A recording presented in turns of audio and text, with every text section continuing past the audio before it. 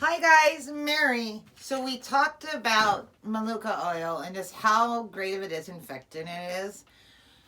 So I'm going to do one recipe, but I found this other really cool recipe that I thought was really great for older kids and teenagers that I'm going to share with you, but I'm not going to do today. So what I want to do, because Melaleuca is such a good disinfectant, it was used before penicillin was even brought about. So I really thought when I saw the recipe for a household cleaner, it would be great. So you're going to want 1.5 cups of water. The recipe called for 3/4, but I was like, well, that's not a lot. Then you got to make it more. So I just doubled the recipe. Making it 1.5 cups of water. It can be cold or warm. You need a spray bottle. You're going to need a cup of apple vinegar. I know. Hey, the things we do to stay chemical free, right? I know it's not a great smell. And then you're going to need 40 drops of Melaleuca oil. So it's very simple. And if you look, I mean, all this is natural stuff. We're not putting any chemicals at all into our house, which I thought was a really cool idea. So you just combine your water. You combine your apple cider, and then you just combine your oil. You can stir it. Who needs forks or spoons, right? And then we'll see how good we do this, because I'm not a great pour, guys. And then it's all done. All you have to do is pour it in your bottle. I didn't get a big bottle. I got like an 8-ounce bottle.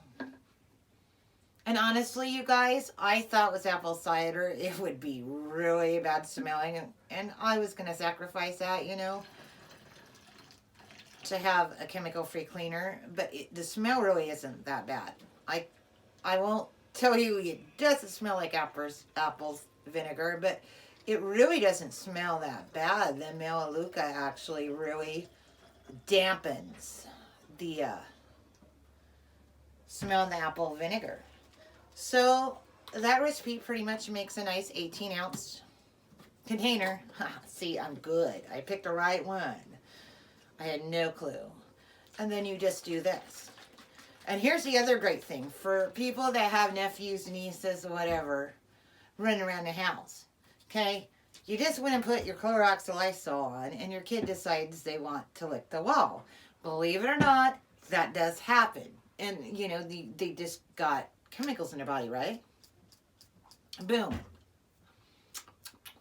There we go. If the kids touch it, if your dog touched it, it wasn't really effective. It's not a very strong dose since it's diffused in all this. I wouldn't say spray Melaleuca in your pet's mouth, okay?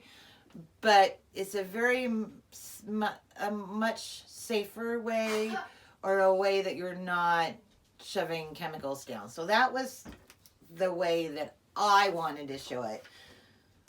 Because the last couple of videos I've been so long, I was like, oh, thank goodness I have a short one this time. But the other way I thought was really cool, because again, you know, we have to, I'm not saying don't use chemicals. Sometimes you have to.